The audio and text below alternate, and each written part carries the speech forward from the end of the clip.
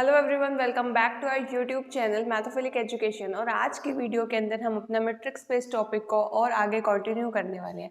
Last video के अंदर, बिल्कुल लास्ट के अंदर, हमने एक CSIR नेट का क्वेश्चन डिस्कस किया था। आई होप आप सभी बच्चों को वो क्वेश्चन बहुत अच्छे से क्लियर हुआ होगा। आज की वीडियो को हम स्टार्ट करने वाले हैं। सबसे पहले हम देखेंगे स्यूडो मीट्रिक क्या होता है, देन उसके बाद हम देखेंगे इंड्यूस मीट्रिक क्या होता है। R2 के ऊपर हमने कौन कौन से अभी तक मीट्रिक पढ़ ली हैं उसे भी डिस्कस करने वाले, देन उसके बाद CSIR नेट का एक क्वेश्चन भी डिस्कस करेंगे। ठीक है, आई होप आज का जो CSIR नेट का क्वेश्चन है उसमें आपको हर पॉइंट के अंदर, हर ऑप्शन के अंदर कुछ ना कुछ नया सीखने को मिलेगा। ठीक है, तो चलिए स्टार्ट करते हैं। सबसे पहले देखिए स्यूडो मीट्रिक होता क्या है। अभी तक हमने क्या देखा था, मीट्रिक स्पेस क्या होता है। मीट्रिक स्पेस के अंदर चार कंडीशन थी, इसको रिमाइंड कर लेते हैं। सबसे पहले नॉन नेगेटिविटी वाली, सिमेट्री वाली, ट्रायंगुलर इनइक्वालिटी और fourth identity of points, that is अगर डी ऑफ एक्स वाई 0 के इक्वल है तो जरूर x इक्वल टू वाई होगा। एक आइडेंटिटी ऑफ पॉइंट्स वाली ही कंडीशन इसके अंदर ऐसी है जो डिफरेंट है, बाकी की सारी कंडीशंस आप देखेंगे बिल्कुल सेम होगी। तो डायरेक्टली मैं कंडीशंस में लिख दूं, सभी चीज़ें जो भी मेंशन है इसके अंदर सेम है, तो आपको बहुत इजीली समझ में आ जाएगा। अगर आपको मीट्रिक का कंसेप्ट बहुत अच्छे से क्लियर हुआ है तो semi metric that is pseudo metric का कंसेप्ट भी बहुत अच्छे से क्लियर होगा। तो चलिए देख लेते हैं एक बार उसकी डेफिनेशन हमारे पास क्या है। तो ध्यान से देखिए हमारे पास क्या कंडीशन है। अगर आपके पास x जो है नॉन एम्प्टी सेट है, वही सेम कंडीशन मीट्रिक जैसे सारा कुछ आप देखेंगे सेम मीट्रिक जैसा ही होगा, और सिर्फ एक चीज ये वाली जो प्रॉपर्टी है आपके पास डिफरेंट आएगी, आइडेंटिटी ऑफ पॉइंट्स वाली, बाकी सब सेम आएगा। A function d defined x cross x to r where r is set of real number is said to be pseudometric if it satisfies the following condition। अभी तक की सारी definition metric जैसी है। पहली नॉन नेगेटिविटी सेम कंडीशन, ये third वाली symmetry वाली कंडीशन है, सेम मीट्रिक के अंदर भी हमने की थी। D of x y is less than d of x z is plus d of z y, triangular inequality, ये भी सेम। इसके अंदर देखिए क्या था, इसके अंदर अगर आप मीट्रिक की बात कर रहे हैं तो हमारे पास इफ एंड ओनली इफ की कंडीशन हुआ करती थी, यानी कि अगर x इक्वल टू वाई है तो डी ऑफ एक्स वाई 0 आएगा, और अगर डी ऑफ एक्स वाई की वैल्यू हमारे पास 0 है तो इसका मतलब क्या है कि हमारे पास x इक्वल टू वाई आएगा। बट इस केस के अंदर ऐसा नहीं है। इस केस के अंदर हमारे पास क्या होगा, अगर x इक्वल टू वाई है तो हमारे पास डी ऑफ एक्स वाई की वैल्यू 0 आएगी। अगर डी ऑफ एक्स वाई की वैल्यू हमारे पास 0 है तो जरूरी नहीं है कि x इक्वल टू वाई भी हो। यानी कि जितने भी हमने एग्जाम्पल्स मीट्रिक के किए, आपको एक बार चेकआउट करके देखना है क्या वो सेमी मीट्रिक बन भी रहे हैं या नहीं, क्योंकि यही कंडीशन बहुत सारे क्वेश्चन में ऐसी थी जो मीट्रिक स्पेस सेटिस्फाई नहीं कर पाता था। क्या पता उसमें ये कंडीशन सेटिस्फाई कर रही हो, क्योंकि इसके अंदर एक ही कंडीशन है कि अगर x इक्वल टू वाई है तो डी ऑफ एक्स वाई हमारे पास 0 आएगा। बट ये कंडीशन इसके अंदर नहीं है कि अगर डी ऑफ एक्स वाई 0 है तो x इक्वल टू वाई का आना जरूरी है।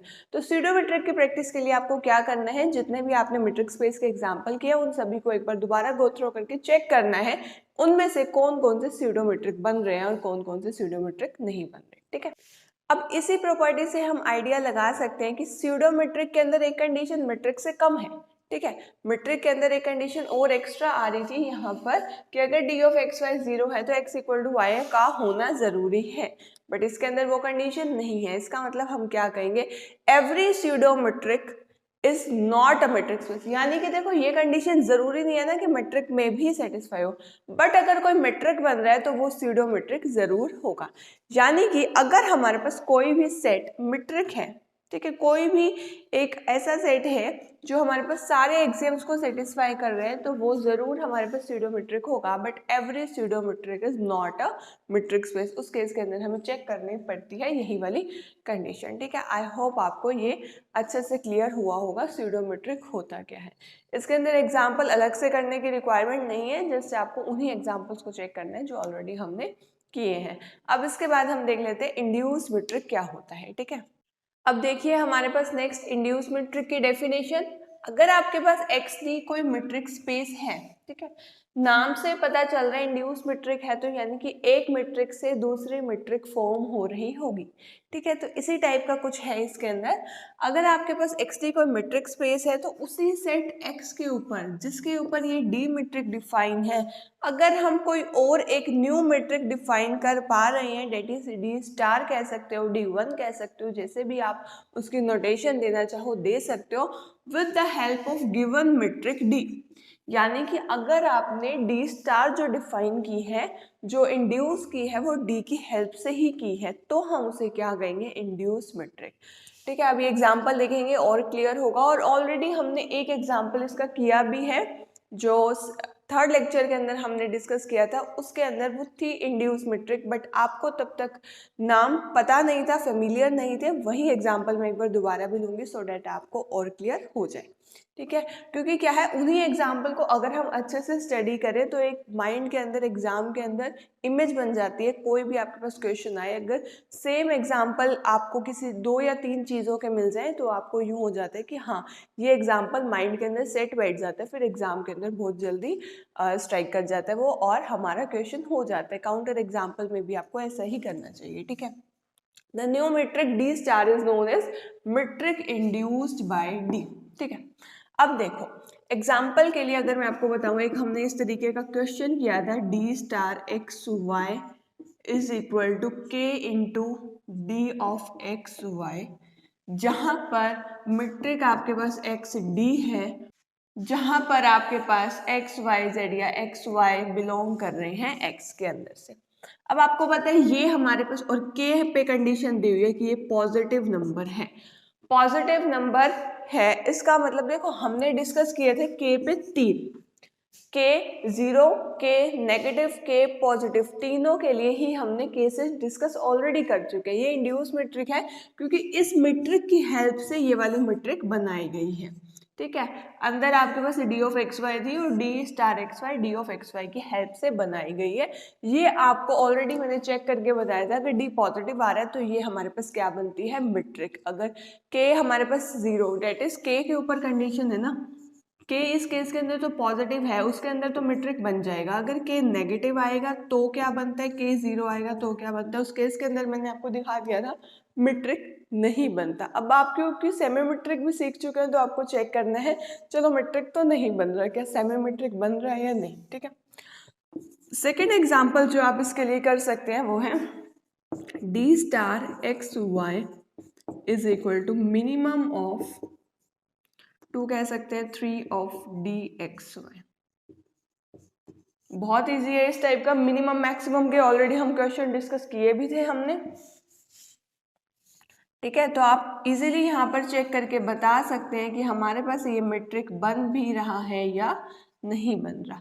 डायरेक्टली चेक करनी है आपको, पॉजिटिव वाली कंडीशन सेटिस्फाई कर जाएगी, सिमेट्रिक वाली भी कर जाएगी, ट्रायंगुलर इनइक्वालिटी भी आपको मैंने मिनिमम मैक्सिमम के केस के अंदर चेक करनी सिखा दी थी। इस तरीके से ही आपने लास्ट प्रॉपर्टी भी चेक करनी है, आइडेंटिटी ऑफ पॉइंट्स वाली। वैसे क्लियरली दिख रहा है, अगर हमारे पास देखो आइडेंटिटी ऑफ पॉइंट्स वाली ये चीज़ अगर 0 है तभी तो, क्योंकि इनका मिनिमम क्या आएगा, अगर आपके पास वैल्यू D ऑफ XY आ रही है, इसका मतलब इसकी वैल्यू ही तो आएगी ना। ऐसा सेम एग्जांपल हमने थर्ड लेक्चर के अंदर एक किया था, जिसके अंदर मिनिमम मैक्सिमम वाला था। एक मैट्रिक नहीं बन रहा था, एक बन रहा था। अगर आपको इसके अंदर कुछ भी डाउट आए सॉल्व करने में तो एक बार वो वाली वीडियो देख लेना, उसके अंदर बहुत डिटेल के अंदर समझा रखा है। अगर अब दोबारा एक्सप्लेन करती हूँ तो जिन बच्चों को आता होगा फिर उनको लगेगा कि रिपीटिशन चल रही है। ठीक है, तो इस एग्जाम्पल को आप वहां से चेकआउट कर सकते हो, बिल्कुल सेम करवा रखा है और ये मैट्रिक बनता है। ठीक है, तो आई होप इंड्यूस मैट्रिक का टॉपिक भी आपको अच्छे से क्लियर हुआ होगा। एज सच इनके ऊपर पर्टिकुलर कोई क्वेश्चन नहीं आने वाला, बट ऑप्शंस के अंदर कहीं ना कहीं ये चीज स्ट्राइक कर जाएगी अगर आपको मैट्रिक का क्वेश्चन अटेम्प्ट करना है तो। चलिए अब हम एक बार देख लेते हैं, अभी तक हमने R2 पे कौन कौन से मैट्रिक देखी हैं। बहुत सारे मैट्रिक आपको पता है, हम ऑलरेडी R के ऊपर जो देख चुके हैं। R2 के ऊपर एक तो हमने डिस्टेंस फॉर्मूला देखी, मैंने आपको बताया था कि जैसे टैक्सी कैब मैट्रिक के अंदर अगर 2 पॉइंट का डिस्टेंस मापना तो इस तरीके से जाते थे। ठीक है, x1 y1 x2 y2। R2 के अंदर तो कंपोनेंट इसी टाइप के आएंगे ना, सीधा ही लिख दो सेट R2 है, और या फिर x आप लिख भी सकते हो, दोनों तरीके से ही आपके पास एग्जाम के अंदर आ सकता है। ये x डी आ जाए और x दे दिया जाए, मेंबर्स हैं R2 के, और इस तरीके से भी आ सकता है, ठीक है। अब देखो इसके अंदर एक तो आ जाएगी वो डिस्टेंस फॉर्मूला जो आप छोटी क्लासेस के अंदर करते आ रहे हो। डिस्टेंस फॉर्मूला लिखिए डायरेक्टली, इसका x1 y1 है पॉइंट, इसका x2 y2 है। x2 माइनस x1 का square plus y2 minus y1 का स्क्वायर के ऊपर रूट आ जाएगा, वो हमारे पास मैट्रिक्स बनती है। चेकआउट करके देख सकते हो, सारी कंडीशन सेटिस्फाई होंगी। ये वाली जो मैट्रिक्स चेक करनी है अब मुश्किल नहीं है, कोई अगर कॉम्प्लिकेटेड आएगी जिसके अंदर कुछ नया होगा वो मैं आपको एक्सप्लेन कर दूंगी, जो सिंपल वाली होंगी वो आपको खुद ही ट्राई करनी है। अगली आ जाती थी हमारे पास d2 x1 y1, ये सारे एक बार मैं वो रिमाइंड करा रही हूँ आपको, अभी तक हमने जो मैट्रिक पता है आपको कि बन चुकी है, टैक्सी कैब मैट्रिक। बहुत अच्छे से बताया था मैंने आपको इसके अंदर किस तरीके से हम डिफाइन करते हैं, ठीक है। पहली हमने की है R2 के ऊपर, that is simple distance formula वाली। दूसरी हमने क्या की है कि हमने सिंपली टैक्सी कैब मैट्रिक। दूसरा इसके बाद एक हमारे पास ये भी तो देखिए मैट्रिक बनेगी x2 y2। अगर हम इनका मैक्सिमम ले लें that is x2 minus x1 और y2 माइनस y, अगर आप इसका मैक्सिमम ले लोगे तो भी तो हमारे पास ये सारी के सारे मैट्रिक की कंडीशंस को सेटिस्फाई कर रहे हैं। ये आप खुद चेकआउट करके भी देख सकते हैं, हमारे पास ये भी क्या है सेटिस्फाई करेगा हर कंडीशन को। मोड है ऑलरेडी क्या है, ग्रेटर देन 0 वैल्यू आ रही है। तीन कंडीशन तो आप इजीली चेक कर सकोगे। मैक्सिमम मिनिमम के एक केस को मैंने इसलिए आपको अच्छे से एक्सप्लेन किया था क्योंकि काफ़ी क्वेश्चन के अंदर मैक्सिमम मिनिमम पूछा जाता है। पिछले जो वीडियो के अंदर CSIR नेट का कराया था मैंने क्वेश्चन, उसमें भी ऑप्शंस के अंदर मैक्सिमम मिनिमम पे आया हुआ था। तो आपको एक या दो क्वेश्चन मैक्सिमम मिनिमम वाले मैट्रिक के अच्छे से करने हैं सारे केसेस, और आपको ताकि अच्छे से कोई भी क्वेश्चन आ जाए आप इजीली कर पाए। अब इसके अंदर मोड है तो ग्रेटर देन 0 वाली तो वैल्यू आएगी सही। एक वो आइडेंटिटी ऑफ पॉइंट्स वाली वैल्यू जब आपको चेक करनी है, मैक्सिमम भी आ सकता है या फिर यहाँ पे सुप्रीमम भी आ सकता है, दोनों के केस के लिए। उस केस में आप डी ऑफ एक्स वाई को 0 रखेंगे, डेट इज इसको आप 0 रखेंगे, इन दोनों का मैक्सिमम 0 है और ये दोनों नॉन नेगेटिव क्वांटिटी है, इसका मतलब ये भी 0 आएगा और ये भी 0 आएगा।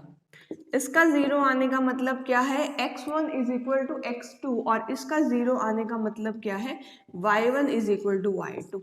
इसका मतलब क्या है, x1 y1 is equal to x2 y2। इसका मतलब ये जो दोनों पॉइंट्स हैं ये इक्वल ही हैं। हमने क्या लिया, उनकी ज्योमेट्रिक जिस तरीके से डिफाइन थे उसको 0 लिया और दिखा दिया एक्स वाई इक्वल ही आएंगे, ठीक है। ये अभी तक हमने ये तीन मैट्रिक तो आप इजीली चेक कर सकते हो R2 के ऊपर, ठीक है। टैक्सी कैब में थोड़ा सा अलग था, वो ऑलरेडी मैंने आपको एक्सप्लेन कर दिया था। अब हम एक क्वेश्चन देखेंगे जो ऑलरेडी हमारा CSIR नेट के अंदर आ चुका है, उसके अंदर आपको काफ़ी कुछ नया सीखने को मिलने वाला है। तो एक बार आप उस क्वेश्चन को पहले खुद ट्राई कीजिएगा, उसके बाद ही आपको उसका सॉल्यूशन देखना है, ठीक है। अब जो क्वेश्चन आप देख रहे हैं वो ऑलरेडी CSIR नेट जून 2012 के अंदर आ चुका है। इसके अंदर आपको क्या दिया हुआ है, चेकआउट करके बताना है इसमें से कौन से मैट्रिक बन रही है कौन से नहीं बन रही। चारों ऑप्शन ही काफी अच्छे थे, यानी कि अगर आपने अच्छे से कर रखा है मैट्रिक्स पे तो इन एग्जाम्पल्स को किया हुआ होगा। अभी मैंने आपको इससे पहले जो एग्जाम्पल बताए हैं उसके अंदर इन ऑप्शंस को इसलिए एक्सप्लेन नहीं किया था क्योंकि इस क्वेश्चन के अंदर ये ऑलरेडी डिस्कस होने ही वाले थे, ठीक है। तो चलिए देख लेते हैं। अब यहाँ से हमें क्लियर हो रहा है ये इसके अंदर more than one option correct है, ठीक है। अगर आपके पास फर्स्ट और थर्ड दोनों ऑप्शन करेक्ट आ जाते हैं, मैट्रिक बन जाती है, तो हमें पता चल जाएगा कि फोर्थ भी मैट्रिक बनेगा, because sum of two metric is also a metric over the same set, ठीक है। अगर हमारे पास ये दोनों मैट्रिक बनेंगे तो ये भी हमारे पास फोर्थ ऑप्शन जो है मैट्रिक बन जाएगा। तो हमने फर्स्ट सेकंड थर्ड को चेक करना है, फोर्थ को हमें चेक करने की रिक्वायरमेंट है। अब देखो f(x) और g(x), अब इसके अंदर हमारे पास फंक्शन ही डिफाइन है, तो हम जो लेट करेंगे वो भी फंक्शंस ही लेट करेंगे, कॉन्टिन्यूस फंक्शन है हमारे पास, ठीक है। और x आपको लेना कहाँ से कहाँ तक है, 0 से 1 में। देखिए बहुत सिंपल है, ये 0 ये 1, फर्स्ट ऑप्शन की हम डिस्कशन कर रहे हैं, ठीक है। इसके अंदर पहले तो देखो चार प्रॉपर्टी हमारे पास होती हैं, एक बार देख लेते हैं। थोड़ा सा यहाँ पर फर्स्ट ऑप्शन के लिए हम पहले चेक करें। पहली कंडीशन नॉन नेगेटिविटी वाली सेटिस्फाइड। क्यों सेटिस्फाइड? क्योंकि हमारे पास मोड फंक्शन है अंदर। सेकंड, अगर सिमिट्री को पहले हम चेक करें तो सिमिट्री भी इसके अंदर होल्ड हो जाएगी बिकॉज मोड है, माइनस कॉमन ले लोगे आप, ठीक है। Third property, triangular inequality supremum हो या मैक्सिमम हो आपको चेक करना आता है। देखिए चलो सुप्रीमम वाला भी हम एक बार बताती हूँ मैं आपको। पहले आप ये देखिए, अगर आपके पास 0 to 1 के अंदर फंक्शन है, दैट इज फंक्शन इसी के अंदर जाना चाहिए। अब मैं कह रही हूँ देखो, इसके अंदर से हमारे पास ये, इसके अंदर से, या कैसे भी आप फंक्शन डिफाइन कर सकते हो ऐसे, ठीक है। ये आपने फंक्शन ले लिया f, ये आपने फंक्शन ले लिया g, ठीक है। इसके बीच में मैक्सिमम वैल्यू कहाँ पर आएगी? यहाँ कहीं आएगी, ठीक है। से इस पॉइंट को मैंने नाम दिया x, ठीक है। आपके पास इस फंक्शन की जो सुप्रीमम वैल्यू है वो कहाँ पर आ रही है? x पॉइंट के अंदर, यानी कि इस फंक्शन का इस फंक्शन के अंदर से अगर हम डिफरेंस करें तो इस पॉइंट के ऊपर ही तो हमारे पास मैक्सिमम वैल्यू आएगी ना। थोड़ा सा क्लियरली लिखना, क्योंकि आप किसी भी और दो का डिस्टेंस देखो, वैसे आप इसी ग्राफ से भी देख सकते हो, हमेशा हमारे पास नॉन नेगेटिव रिजल्ट आने वाला है, ठीक है। इस फंक्शन में से इसको माइनस करो, मॉड करो, या इसमें से इसको करो, मॉड करो, तो सिमिट्री हमारे पास होल्ड कर जाएगी, ठीक है। तो हमारे पास इसके अंदर ये मैक्सिमम जो है हमारे पास यहाँ पे लाई कर रहा है, ठीक है। और अगर ये चीज ही हमारे पास 0 आ गई, अगर ये जो है हमारे पास 0 आ गया, इसका मतलब क्या है? अंदर वाला 0। अगर हमारे पास supremum that is maximum distance ही 0 आ रहा है, यानी कि ये जो वैल्यू है यही अगर 0 आ गई, वो सिर्फ तब हो सकती है जब अंदर वाला 0 हो। क्योंकि देखिए सुप्रीमम यानी कि मैक्सिमम वैल्यू 0 आने का मतलब क्या है? बाकी सारी तो 0 होंगी ही होंगी। इसका मतलब और आनी भी हमारे पास पॉजिटिव है, तब होल्ड होती है ये चीज जब आनी भी पॉजिटिव हो। तो एफ ऑफ एक्स माइनस, या यहाँ बता देती हूँ, f of x minus g of x, हर x के लिए 0 होगा, x बिलोंग टू 0 to 1, क्योंकि अगर सुप्रीमम 0 आ रहा है तो ये चीज भी 0 आएगी। That is f of x is equal to g of x होगा, यानी कि f is equal to g आ गया, ठीक है। ये पता चल गया हमारे पास आइडेंटिटी ऑफ पॉइंट्स वाली इसके अंदर कंडीशन होल्ड हो रही है। सेकेंडली आप ये देख सकते हैं कि हमारे पास f और g फंक्शन है, ट्रायंगुलर इनइक्वालिटी के लिए हमें एक और फंक्शन चाहिए जो कि हम ले रहे हैं h, ठीक है। तो f of x minus g of x को अगर मैं बताऊं आपको, तो इसके अंदर अगर मैं माइनस एच एक्स भी कर दूं और प्लस एच एक्स भी कर दूं, तो ये चीज आएगी, ये दोनों अभी इक्वल है, ठीक है। अगर मैं इसके अंदर लेस देन और इक्वल टू का साइन लगाना चाहूं, मतलब अगर मैं इसका अलग से मोड ले रही हूं, क्योंकि हमें पता है अगर a प्लस बी का mode is less then a mode plus b mode होता है ना, तो इसके अंदर तो प्लस माइनस एच एक्स करने में कोई फर्क आएगा नहीं, कैंसिल आउट हो जाएंगे। मोड अगर मैं सेपरेट कर रही हूँ तो लेस देन और इक्वल टू का आएगा।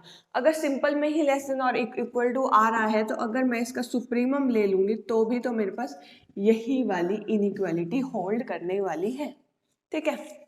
तो यहाँ पर मेरे पास क्या आ गया? सुप्रीमम के अंदर ये वाली कंडीशन मेरे पास होल्ड करेगी, ठीक है। तो ये जो है मेरे पास चारों कंडीशन को सेटिस्फाई कर रहा है।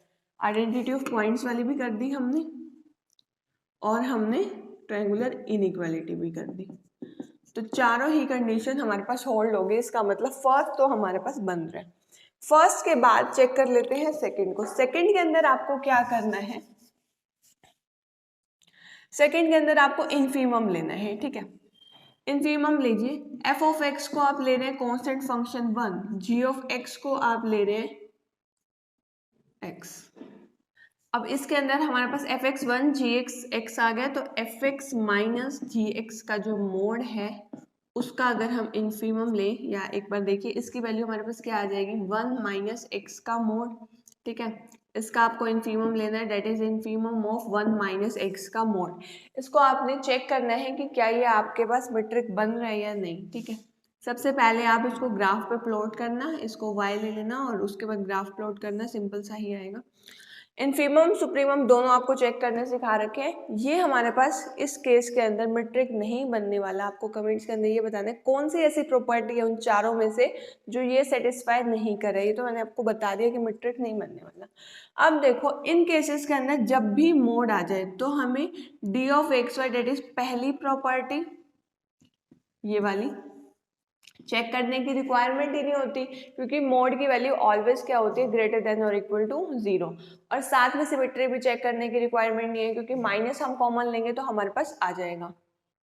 ठीक है, उसके अलावा दो प्रॉपर्टी रहेगी। किसी किसी के अंदर ट्रायंगुलर इनइक्वालिटी होल्ड करनी मुश्किल होती है, बट अगर आपका आंसर यूं है ना, नॉट अ मैट्रिक्स स्पेस, तो 99% केसेस के अंदर आइडेंटिटी ऑफ पॉइंट्स वाली ही कंडीशन होती है जो सेटिस्फाई नहीं हो रही होती। आपको इसके अंदर वो कंडीशन चेक करनी है और बताना है कमेंट्स के अंदर कि ट्रायंगुलर इनइक्वालिटी और आइडेंटिटी ऑफ पॉइंट्स वाली कंडीशन के अंदर से कौन सी होल्ड नहीं हो रही है इसके अंदर। ठीक है, तो आपको ये खुद चेक करना है।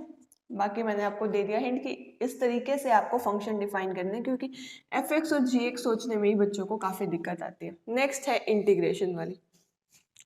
अब जैसे आपने सुप्रीमम वाली कंडीशन की थी, मैंने उसके अंदर आपको क्या बताया था, एच एक्स जो आपको फंक्शन लेना है इस तरीके से आएगा वो।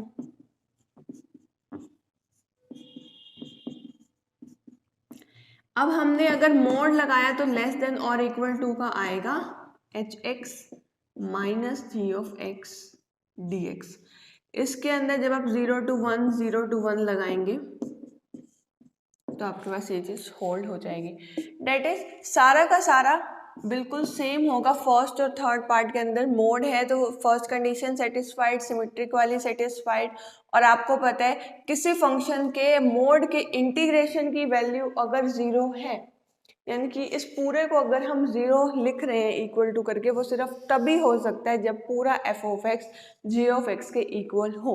यानी कि जब हम दोनों की वैल्यू सेम लेंगे तभी ही उसके इंटीग्रेशन की वैल्यू सेम आ सकती है, अदरवाइज हमारे पास सेम नहीं आने वाली। तो हमारे पास सेम फर्स्ट और थर्ड के सारे एग्जाम सेम चलने वाले हैं। और ऐसे ही जो हमने ट्रायंगुलर इनइक्वालिटी सेटिस्फाई करके दिखाई थी उसमें भी आपको इकट्ठे मोड के ऊपर इस तरीके से इंटीग्रेशन लगाना है। ये भी इंटीग्रेशन के अंदर हो या सुप्रीमम के अंदर हो, दोनों के अंदर ही ये वाली इनइक्वालिटी होल्ड करती है। तो आपके पास थर्ड भी क्या आ जाएगा, मेट्रिक। फर्स्ट और थर्ड मेट्रिक है, सेकंड वाला आपके पास मेट्रिक नहीं बन रहा। और sum of two metric is also metric. तो इस क्वेश्चन का आंसर आपके पास क्या आ जाएगा, 1, 3 and 4। आई होप तीनों ऑप्शंस काफ़ी अच्छे थे और आपको ज़रूर इन क्वेश्चन के अंदर कुछ ना कुछ, इन ऑप्शंस के अंदर कुछ ना कुछ सीखने को मिला होगा। सो आज के वीडियो के अंदर इतना ही करते हैं। इसके आगे के टॉपिक्स आइसोमेट्री और जो आगे फर्दर हमारा रह गया, अभी एग्जाम्पल्स हम इसके आगे और डिस्कस नहीं करने वाले। जैसे जैसे कोई किसी क्वेश्चन के अंदर कोई अच्छा एग्जाम्पल आएगा या अच्छा ऑप्शन आएगा वो हम डिस्कस कर लेंगे। तो यहाँ तक की वीडियोस में आपको कोई भी प्रॉब्लम हो तो कमेंट्स के अंदर आप बता सकते हो। Thank you so much for watching our videos and giving us a lot of support. आप इसे अपने फ्रेंड्स के साथ भी शेयर कर सकते हो, क्लास ग्रुप्स में भी शेयर कर सकते हो, और भी आपके फ्रेंड्स जो CSIR नेट या गेट की तैयारी कर रहे हैं उनके साथ भी आप शेयर कर सकते हो। Thank you so much for watching our videos and giving us a lot of support. Have a nice day.